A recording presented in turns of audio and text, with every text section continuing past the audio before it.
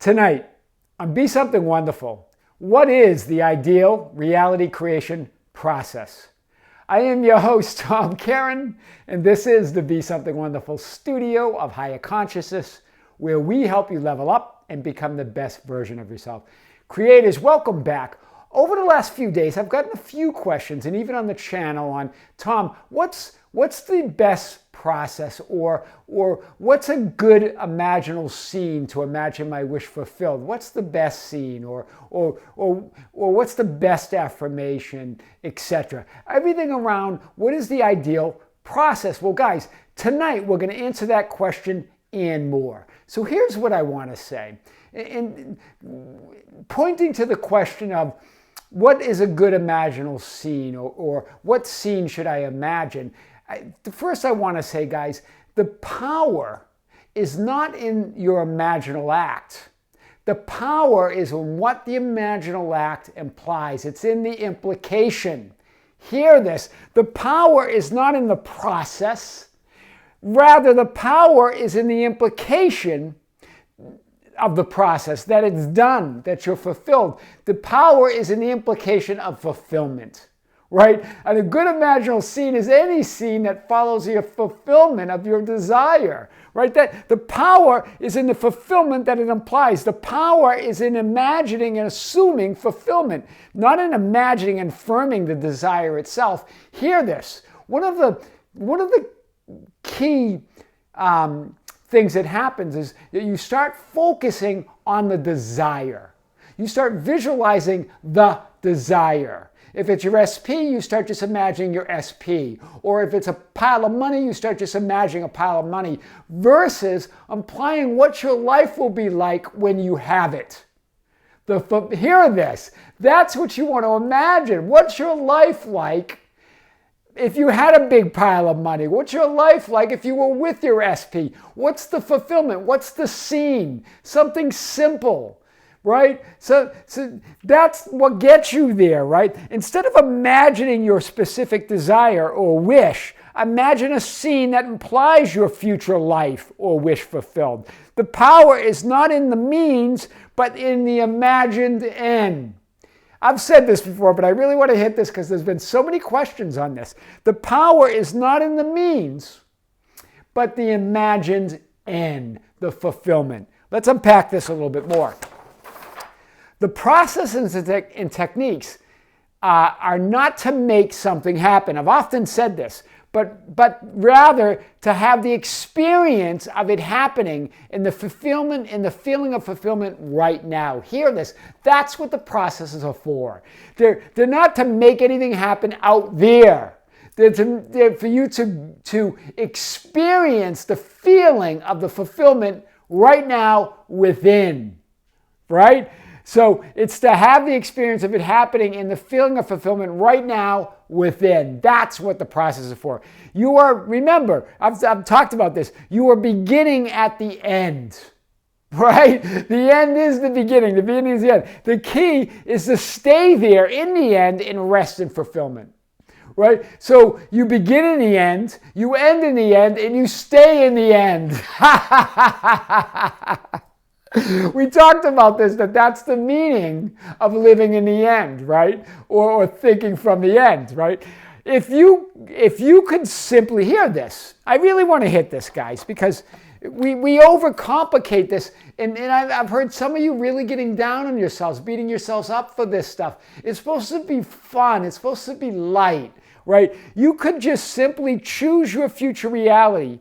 Illuminate your future frame, like we talked about yesterday, that it's like a film strip. They're like film rolls, and you just illuminate the future frame that you're in. If you could do that, and in other words, keep your attention on your wish fulfilled, and resist nothing, hear this, and resist nothing, you would be led to your desired reality along the path of least resistance. Reality is never resisting you. It's always you resisting reality. Even if you imagined nothing and intended nothing and just didn't resist, hear this, this is big. I think it's going to be big.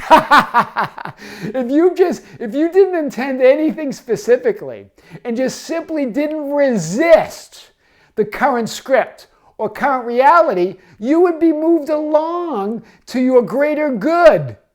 And manifest for sure some of your hidden intentions, some of the things that you haven't intentionally or consciously desired. Hear this. That's all it requires. We're putting so much effort on these processes and trying to get things right. If you just went with the flow and didn't resist, hear this, seriously, we just don't think that's possible because we're thinking from our 3D minds that we got to work, we got to effort, we got to get degrees and study and read books and follow gurus and all that to get it. Instead, you could just go with the flow. If you didn't resist current reality, you would be moved along the scripts along the path of least resistance. Look at nature. Nature doesn't effort. The birds don't effort. The flowers bloom. They don't force them. Oh, I got to bloom today. Oh man, it's so hard blooming. They don't effort, guys. Hear this. So let's get this a little more. The only thing that can keep you from your wish fulfilled and desired reality is your own resistance. Hear this loud and clear. This is big. The only thing that can keep you from anything you want is your own resistance. There's no outside force. There's nothing out there keeping you from what you want, right? When you reject events and conditions that emerge in current 3D reality from a state of non-acceptance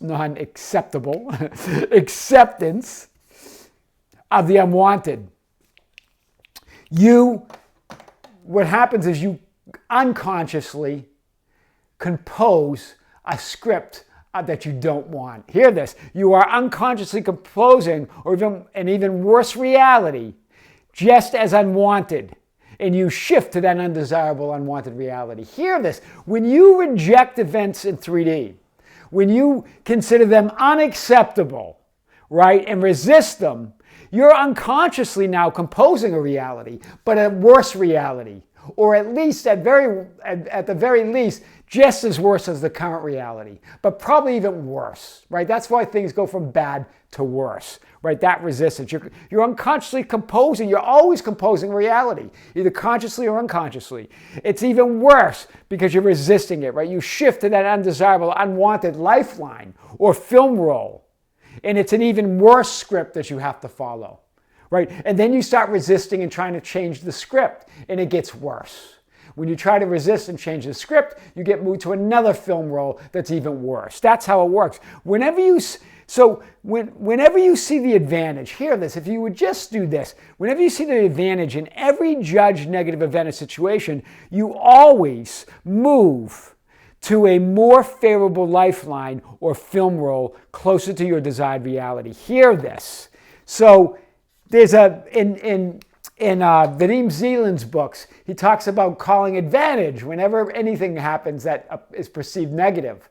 If you could see the gold in all of those negative events, if you could just do that, you would always be moving to more favorable lifelines, to more favorable scripts, closer to your higher good, closer to your desired realities. Wow, that's big. So let's unpack this a little bit more. See every event through the eyes of your desired end, through your state of wish fulfilled. Don't react, compose your reality. Don't oppose, compose your reality. Don't complain, compose your reality, right? By composing, I mean put your attention on your end. Put your attention on your wish fulfilled. It doesn't mean you have to be imagining 24/7. It just means assume it, claim it, that it's yours. Choose your future. Choose your future and rest in the fulfillment. If you just did that, then 95% of your intended wishes would unfold. Hear this. The other 5% would just be for fun, right? So compose your desired reality equals illuminating your future desired frame, equals imagining your wish fulfilled, equals assuming your new identity, equals claiming your new reality. It equals putting your attention only on the end. Hear this. Boom, boom, boom, boom, boom. Be aware and feel good. If you could just be aware, right? Meaning be aware in your current reality means don't react when events come up. Know that you're creating them, right? Know that your reaction just moves you along moves you to lifelines that are more undesirable, right? Just be aware and then just feel good. And then 95% of what you want will come to you. And then the other 5% you can just have fun with, right? So that really is the answer to what is the ideal reality creation process. I am your host, Tom Karen, and this is the Be Something Wonderful studio of higher consciousness, where we help you level up and become the best version of yourself. Don't forget to subscribe, hit the notification button, like and share our videos. That's how we get our message out. I always have trouble with that. Share our channel with your friends, your families, your coworkers, and others. That's how we get the news out, and that's how we increase our subscriber base. You can follow us on Facebook at Be Something Wonderful, on Instagram and Twitter at Tom Karen. Our website at tomkaren.com or besomethingwonderful.com, or you can write me at info@besomethingwonderful.com. I always love to hear from you. With great love, great light, I'll see you next time.